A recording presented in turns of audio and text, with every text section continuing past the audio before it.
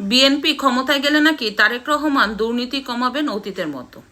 বলতে চাই মিস্টার তারেক রহমান, আগে আপনি আপনার দলের চাঁদাবাজিটা কমান দয়া করে।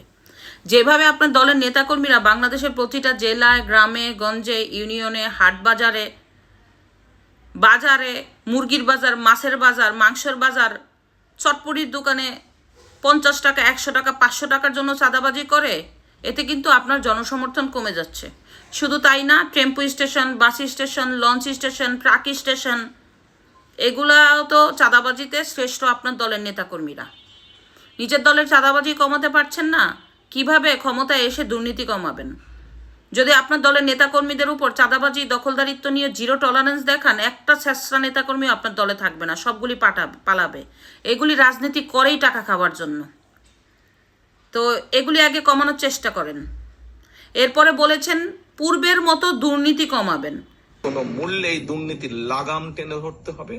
2001 সালে দায়িত্ব পাবার পরে কিভাবে খালেদা জিয়ার সরকার ধীরে ধীরে ধীরে ধীরে দুর্নীতির অবস্থার উন্নতি ঘটিয়েছিল। পূর্বের ইতিহাস মানুষ ভুলে গিয়েছিল 17 বছরে, কিন্তু আপনার দলের নেতাকর্মীরা তা আবার সামনে নিয়ে আসছে এই সাদাবাজি, দখলদারিত্ব, ফাইজলামি করার কারণে। পূর্বে আপনাদের দল ক্ষমতায় থাকার সময় 5 বার বিশ্ব চ্যাম্পিয়ন ছিলেন দুর্নীতিতে, মানুষ ভুলে যায়নি। হাজার হাজার কোটি টাকা মানি লন্ডারিং করা হয়েছে, শত শত কোটি টাকা বিদেশে পাচার করা হয়েছে।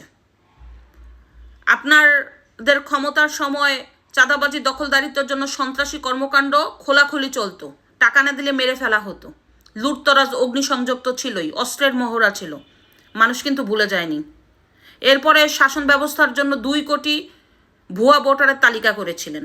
যদি 2024-এ গণহত্যার জন্য শেখ হাসিনার দায় হয় শুধুমাত্র সে ক্ষমতায় থাকার কারণে, তবে কেন আপনি দায়ী না 2004 সালের গ্রেনেড হামলার কারণে? একসাথে পুরো বাংলাদেশে বোমা হামলা, কেউ কিন্তু এগুলি ভুলে যায়নি। এগুলি ভুলে যেত যদি আপনার দলের নেতাকর্মীরা ফাইজলামি করে এই বাটপারি, চুরি, ডাকাতি, ছিনতাইগুলি না করত। পাশাপাশি দখলদারিত্ব।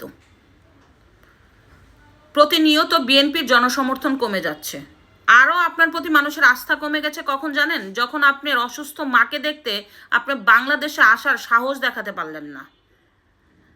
আপনার মা এত অসুস্থ, শেখ হাসিনা ক্ষমতায় থাকলে বড় বড় ডায়লগ দিতেন যে শেখ হাসিনার জন্য শেখ হাসিনা ক্ষমতায় থাকার কারণে আমার মাকে দেখতে পারলাম না। অথচ আপনার মা অসুস্থ হয়ে কাতরাচ্ছে, মরে গেছে কিনা সেটা মন সৃষ্টিকর্তা জানে, মাকে দেখতে আসলেন না।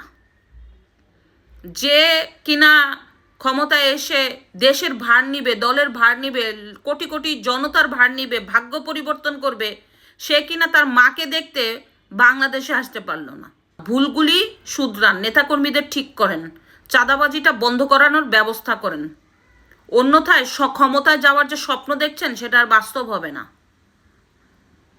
এটাই হচ্ছে বাস্তব কথা। ধন্যবাদ।